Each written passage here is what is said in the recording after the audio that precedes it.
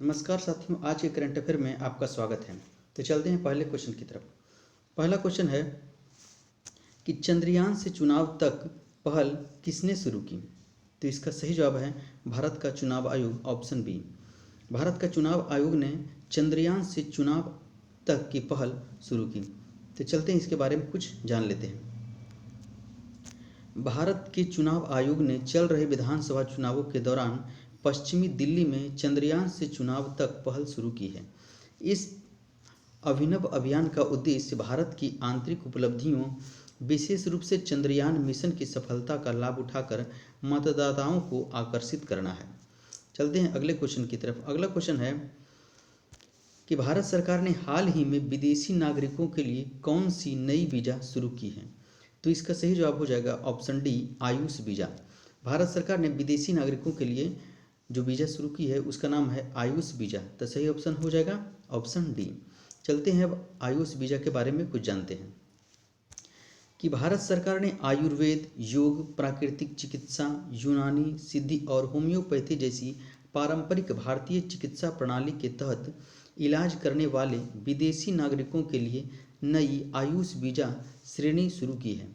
इस पहल का उद्देश्य चिकित्सा मूल्य यात्रा को सुविधाजनक बनाना है और भारत को पारंपरिक चिकित्सा के लिए वैश्विक केंद्र के रूप में बढ़ावा देना है। चलते हैं अगले क्वेश्चन की तरफ। अगला क्वेश्चन है कि हाल ही में डोगरी साहित्य अकादमी पुरस्कार 2024 से किसे सम्मानित किया गया है। डोगरी भाषा में साहित्य अकादमी पुरस्कार 2024 किसे प्रदान किया गया है। तो इसका सही जवाब है ऑप्शन ए, चमन अरोड़ा। चमन अरोड़ा को डोगरी साहित्य में, डोगरी भाषा में साहित्य अकादमी पुरस्कार 2024 प्रदान किया गया है। चलते हैं इसके बारे में थोड़ा जान लेते हैं।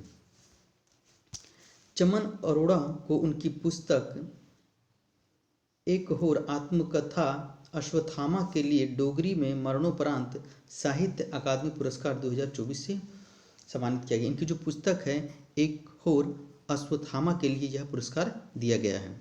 भारतीय साहित्य में उनके महत्वपूर्ण योगदान को मान्यता देते हुए इस पुरस्कार की घोषणा 4 फरवरी 2025 को की गई थी। चलते हैं अगले क्वेश्चन की तरफ। अगला क्वेश्चन है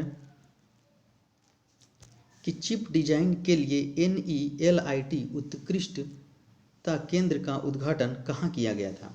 तो इसका सही जवाब है ऑप्शन डी, नोएडा।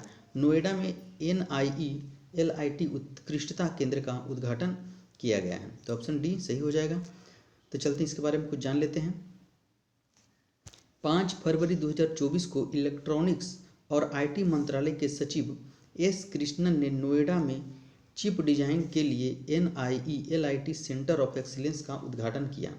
इस पहल का उद्देश्य सेमीकंडक्टर डिजाइन और विकास, विशेष रूप से VLSI तकनीक में भारत की क्षमताओं को बढ़ावा देना है।